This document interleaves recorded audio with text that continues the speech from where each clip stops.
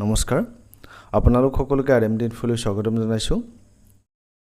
আজিৰ ভিডিঅ'টিত আমি আবেদনকাৰী এজনে নিজৰ নামতেই হওক বা পিতৃৰ নামতেই হওক বা তেওঁৰ মাতৃৰ নামতেই হওক বা পৰিয়ালৰ আন ব্যক্তিৰ নামত কেনেকৈ সেৱা সেতু অসম পোৰ্টেলৰ যোগেদি কেনেকৈ এখন ইনকাম সাৰ্টিফিকেটৰ বাবে অনলাইন আবেদন কৰিব তাৰ ওপৰতে আমি এই ভিডিঅ'টিত ষ্টেপ বাই ষ্টেপ আলোচনা কৰাৰ প্ৰয়াস কৰিম গতিকে বলক বেছি পলম নকৰি আমি ভিডিঅ'টিৰ মূল কথাখিনিৰ মাজলৈ আগবাঢ়ো ইয়াৰ বাবে আপুনি আপোনাৰ মোবাইল বা কম্পিউটাৰ গুগলত গৈ টাইপ কৰক সেৱা সেতু আসাম এনেকৈ টাইপ কৰি সাৰ্চ কৰি দিব সেৱা সেতু আসাম এনেকৈ টাইপ কৰাৰ পিছত এটো প্ৰথম যেটো ৱেবসাইট এটো ইয়াতে ক্লিক কৰি দিব ক্লিক কৰি দিয়াৰ পিছত এতিয়া আমি এই যে সোঁফালে দেখিছেনে লগইন ৰেজিষ্টাৰ অপচনত আহিম এটো ক্লোজ কৰি দিব এনেকৈ এতিয়া লগইন বা ৰেজিষ্টাৰ অপচনত যাম গৈ পেলাই সিটিজেন অপচনত ক্লিক কৰিম ক্লিক কৰাৰ পিছত এতিয়া এনেকৈ আপোনাৰ সন্মুখত পেজটো ওলাব এতিয়া আমাৰ সেৱা সেতুৰ যোগেদি যিকোনো আমি সেৱাৰ বাবে অনলাইন এপ্লাই কৰিবলৈ হলে আমাক এটা সেৱা সেতুৰ ই প্ৰমাণ একাউণ্ট লাগিব গতিকে আপোনালোকে যদি এতিয়ালৈকে সেৱা সেতুৰ অনলাইন এপ্লাই কাৰণে ই প্ৰমাণ একাউণ্ট এতিয়ালৈকে বনোৱা নাই আপুনি সেৱা সেতুৰ প্ৰথমে আপুনি সেই ই প্ৰমাণ একাউণ্টটো বনাব লাগিব যদি আপুনি সেৱা সেতুৰ লগইন একাউণ্টটো কেনেকৈ বনায় তাক চাব বিচাৰে তাক জানিব বিচাৰে তেতিয়াহলে মই ডেসক্ৰিপচনতে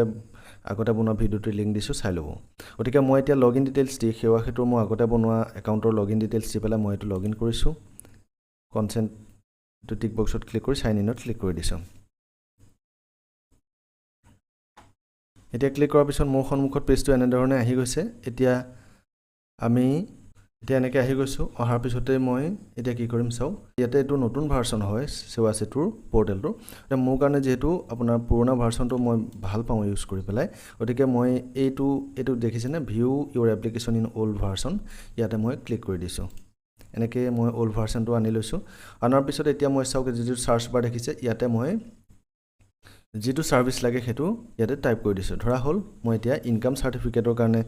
অনলাইন এপ্লাই কৰিবলৈ লৈছো গতিকে মই ইয়াতে ইনকাম সাৰ্টিফিকেট বুলি লিখি দিছো সাৰ্টিফিকেট এনেকৈ টাইপ কৰি পেলাই সাৰ্চ কৰি দিছো সাৰ্চ কৰি দিয়াৰ লগে লগে আমাৰ সন্মুখত তিনিটা অপচন ওলাব দেখিছেনে এটা দুটা তিনটা এইটো যেটো প্ৰথমটো application for income certificate citizen service revenue and disaster management এইটো অপচনত গৈ এই ৰাইট সাইডে এপ্লাই অপচনত ক্লিক কৰি দিছো এতিয়া ক্লিক কৰাৰ পিছত ইয়াত কিছুমান গাইডলাইন দিয়া আছে আপুনি এখিনি পঢ়ি চাব পাৰে তাৰ পিছতে ৰিকোয়াৰমেন্ট অপচনটোত ক্লিক কৰিব ইয়াতে কি ডকুমেন্ট লাগিব ধুনিয়াকৈ দিয়া আছে চাওক এড্ৰেছ প্ৰুফ লাগিব এটো বাধ্যতামূলক হয় ম্যান্ডেটৰি তাৰ পিছত আইডেন্টিটি প্ৰুফ এড্ৰেছ প্ৰুফ হিচাপে আপুনি আধাৰ কাৰ্ড দিব পাৰে নতুবা ভোটাৰ আইডি দিব পাৰে আইডেন্টিটি প্ৰুফ হিচাপে আপুনি কি পান কাৰ্ডখন দিব পাৰে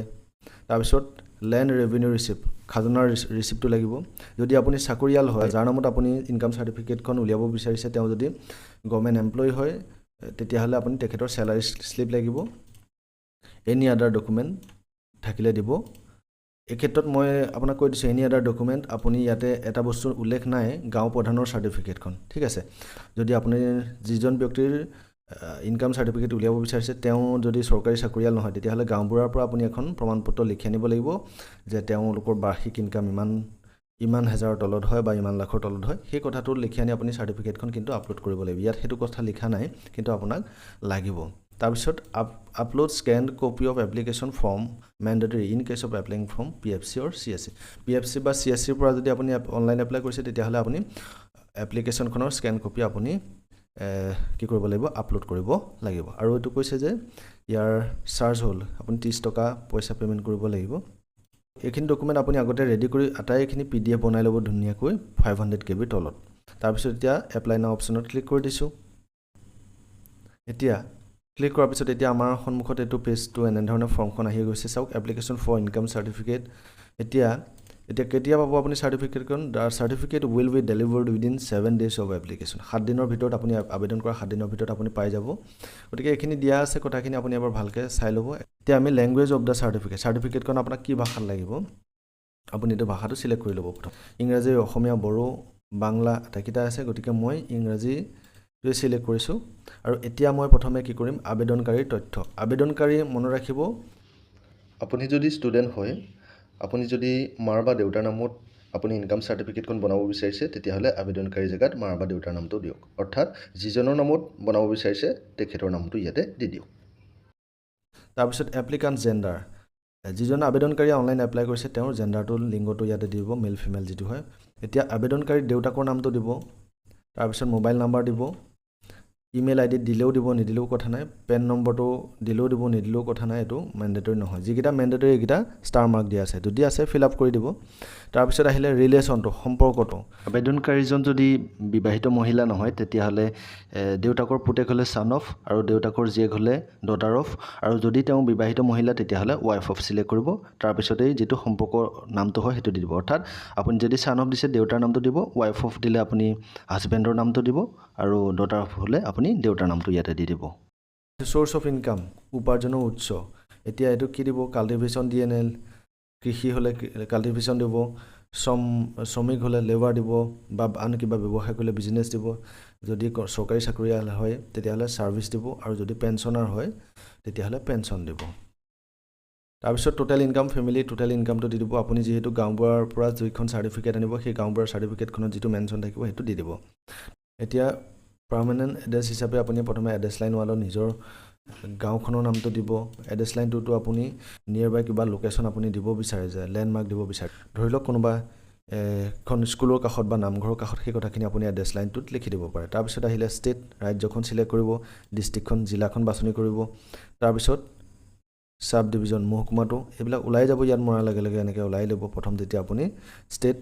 ডিষ্ট্ৰিক্ট চিলেক্ট কৰিব লগে লগে ওলাই যাব তাৰপিছত চাৰ্কল অফিচটো ইয়াত চিলেক্ট কৰাৰ লগে লগে আপোনাৰ এনেকৈ মৰাৰ লগে লগে ওলাই যাব যেতিয়া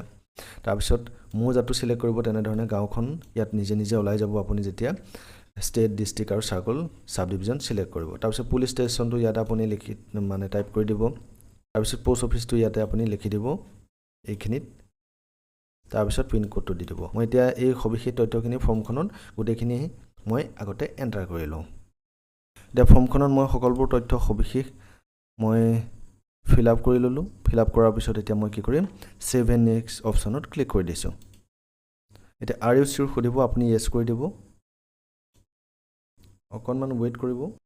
আৰু ইয়াৰ পিছতে আপোনাৰ এনেধৰণে ওলাই যাব এতিয়া success your application has been saved as a draft please proceed to continue এতিয়া বাকীখিনি আমি কৰিব লাগিব কাম এতিয়া আমাক এটাচ এণ্ড ক্লজাৰ্ছ ইয়াতে কেইটামান ডকুমেণ্ট আপলোড কৰিব দিছে এতিয়া প্ৰথমে দিছে আমাক কি দিছে এড্ৰেছ প্ৰুফ এতিয়া এড্ৰেছ প্ৰুফ হিচাপে আমি কি দিম ইয়াতে এড্ৰেছ প্ৰুফ অপশ্যনটো চিলেক্ট কৰিছোঁ চিলেক্ট কৰি পেলাই আমি আধাৰ কাৰ্ড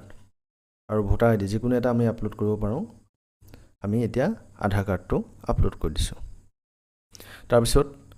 আইডেণ্টিটি প্ৰুফ হিচাপে আমি পান কাৰ্ডটো দিব পাৰোঁ আইডেণ্টিটি প্ৰুফ হিচাপে আমি পান কাৰ্ডটো ইয়াতে আপলোড কৰি দিছোঁ পান কাৰ্ডটো আপলোড কৰি দিলোঁ দিয়াৰ পিছতেই লেণ্ড ৰেভিনিউ ৰিচিপ্ট এতিয়া খাজনাৰ ৰিচিপ্টটো আমি আপলোড কৰিব লাগিব এবাৰ এতিয়াতে লেণ্ড ৰেভিনিউ ৰিচিপ্ট বুলি আমি এইটো চিলেক্ট কৰি লৈছোঁ চিলেক্ট কৰি পেলাই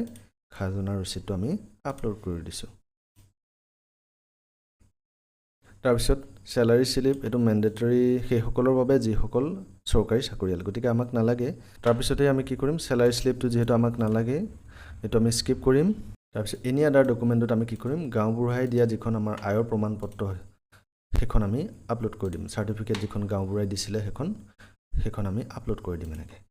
আপলোড কৰি দিয়াৰ পিছত আমি ছেভ এণ্ড নেক্সট অপশ্যনত ক্লিক কৰি দিম এতিয়া চাওক এইখিনি সবিশেষ মই যিখিনি তথ্য ভৰাইছিলোঁ সেইখিনি ইয়াতে দেখুৱাইছে কি কি ডকুমেণ্ট আপলোড কৰিছোঁ মোক ইয়াতে দেখাব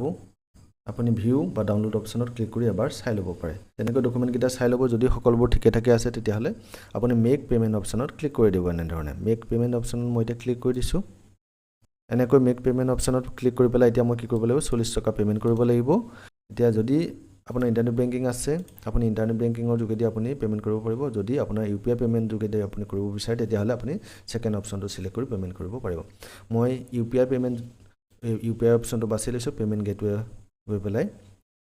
ইয়াতে মই বেংকটো চিলেক্ট কৰিছোঁ প্ৰথম কানাড়া বেংক PG এইটো চিলেক্ট কৰিছোঁ মনত ৰাখিব কানাড়া বেংক PG এইটো আপুনি চিলেক্ট কৰিলে মানে আপোনাৰ যে কানাড়া বেংকৰ থাকিব লাগিব সেইটো নহয় সেইটো তেওঁলোকৰহে এইটো পে'মেণ্ট গেটৱে আপুনি চিন্তা কৰিব নালাগে ইয়াতে আপুনি প্ৰথম যিটো দেখিছে কানাড়া বেংক PG এইটো ক্লিক কৰি দিয়ক ক্লিক কৰাৰ পিছত এগ্ৰি অপশ্যনত ক্লিক কৰক ক্লিক কৰি পেলাই প্ৰচিড ফৰ পে'মেণ্টত ক্লিক কৰি দিয়ক এইটো GRN number good receipt number এইটো আপুনি পাৰিলে ফটো এটা মাৰি থ'ব তাৰপিছত মই এতিয়া ওকে কৰি দিছোঁ এতিয়া এইখিনি তাৰপিছত কি কৰিব টাৰ্মছ এণ্ড কণ্ডিশ্যনত ক্লিক কৰিব ক্লিক কৰি কনফাৰ্ম পে কৰি পেলাই পে'মেণ্ট কৰি দিব লিভ অপশ্যনটো মাৰি দিব ইয়াতে লিভ ক্লিক কৰিব এতিয়া মই কাৰ্ড যোগেদি এটিএম কাৰ্ড দি পে'মেণ্ট কৰিম গতিকে মই কাৰ্ড অপশ্যনটো চিলেক্ট কৰিছোঁ আপুনি যদি ইউ পি আই দি পে'মেণ্ট কৰিব বিচাৰে তেতিয়াহ'লে ইউ পি আইটো চিলেক্ট কৰিব বা আপোনাৰ নেট বেংকিং থাকিলে নেট বেংকিং যিটো অপশ্যন হয় সেইটো চিলেক্ট কৰিব মই ইয়াতে কাৰ্ড অপশ্যনটো চিলেক্ট কৰিছোঁ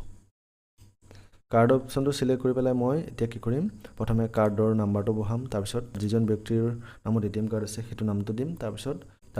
ভেলিড আপটো কেতিয়ালৈকে ভেলিডিটি আছে সেইটো আমি ইয়াত দি দিম তাৰপিছত CVV এটিএম কাৰ্ডৰ পিছফালে ক'লা অংশৰ কাষতে থকা তিনিটা সংখ্যা আমি ইয়াতে এণ্টাৰ কৰি দিম এইখিনি সবিশেষ তথ্যখিনি ভৰোৱাৰ পিছত মই প্ৰচিড টু পে ইয়াতে ক্লিক কৰি দিছোঁ এতিয়া মোৰ মোবাইলটো যিটো বেংকৰ ৰেজিষ্টাৰ নাম্বাৰ তাতে এটা OTP গৈছে মই ইয়াতে OTPটো এণ্টাৰ কৰি দিছোঁ এতিয়া OTPটো এণ্টাৰ কৰি মেক পে'মেণ্ট অপশ্যনত ক্লিক কৰি দিছোঁ